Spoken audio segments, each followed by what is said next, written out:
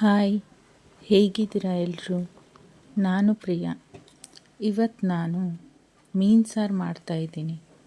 ನಾನು ಹೇಗೆ ಮೀನು ಸಾರು ಮಾಡ್ತಾಯಿದ್ದೀನಿ ಅಂತ ನಿಮ್ಮ ಜೊತೆ ಶೇರ್ ಮಾಡ್ಕೊತೀನಿ ಬನ್ನಿ.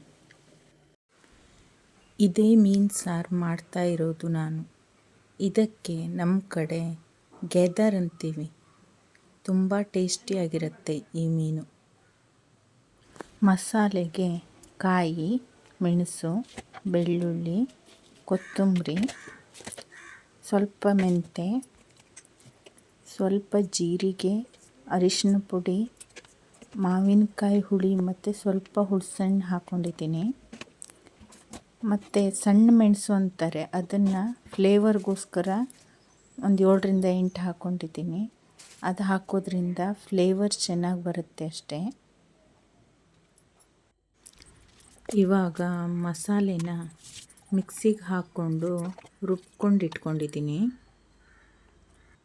ನೋಡಿ, ಇಲ್ಲಿ ಮೀನನ್ನು ಮಾಡಿ ಕ್ಲೀನಾಗಿ ತೊಳ್ಕೊಂಡಿಟ್ಕೊಂಡಿದ್ದೀನಿ.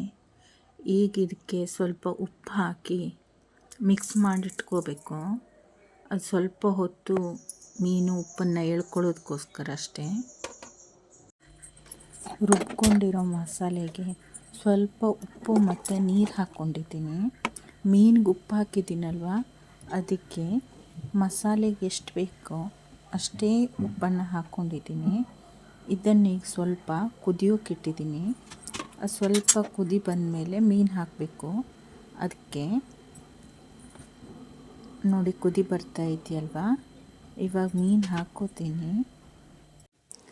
ನೋಡಿ, ಇಷ್ಟು ಕುದಿ ಬಂದಮೇಲೆ ಇವಾಗ ಮೀನು ಹಾಕ್ಕೋತಾ ಇದ್ದೀನಿ.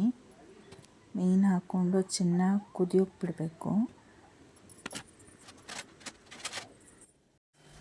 ನೋಡಿ, ಸಾರು ಚೆನ್ನಾಗಿ ಕುದಿ ಬರ್ತಾ ಇದೆ.